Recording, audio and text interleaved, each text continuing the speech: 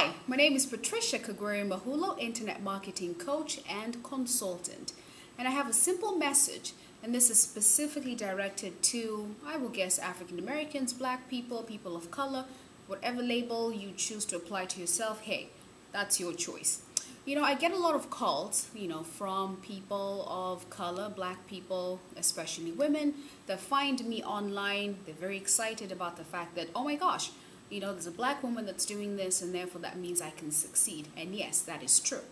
Now, I have another message that I'd like to share with you. There are two things that I've learned as a result of growing up in Africa. Number one, elephants are huge animals. And because of their size, each elephant, a mature grown elephant, is able to put away 1 ton of vegetation. So in a day, they can eat a ton of vegetation. So imagine if they're allowed to do so, there would be no vegetation left and there would be chaos and mayhem. So in order to prevent this chaos and mayhem, what the authorities do, they will track elephant herds, because elephants, go together in groups, and they identify the leaders. And then once they've identified the leaders, what they do is they maim the leaders. And when the leaders are out of commission, in essence what happens is the followers, because of the carnage that is going on around them, become helpless and confused. And when they're helpless and confused, they don't eat as much. So by default, it's to protect the elephants.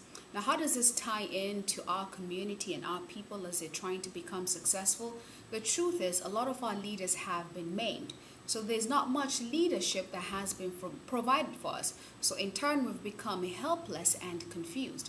But there is a solution. Barack Obama has done his part.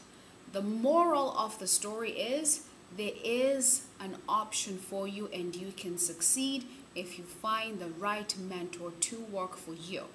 Number two, this is again another story about elephants, but in another part of the world, Indonesia, India, Bali, their problem is they don't have that much space.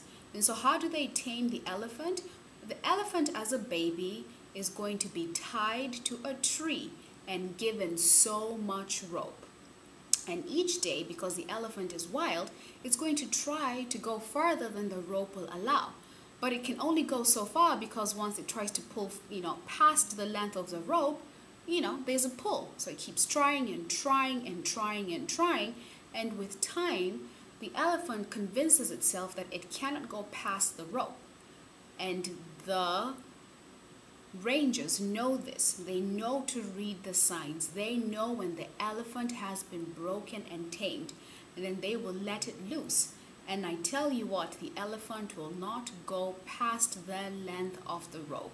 So the distance of the length of the rope is how far the elephant is going to go, because it believes that it does not have options. And that is something I find as I talk to lots of people in our community.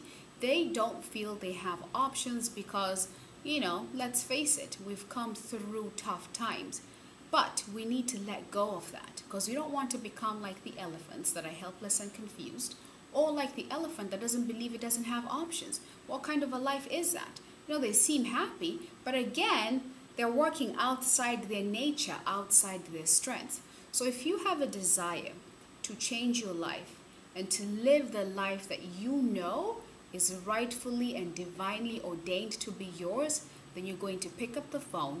My name is Patricia, and my number is 503-454-0940. Thank you so much, and to your success.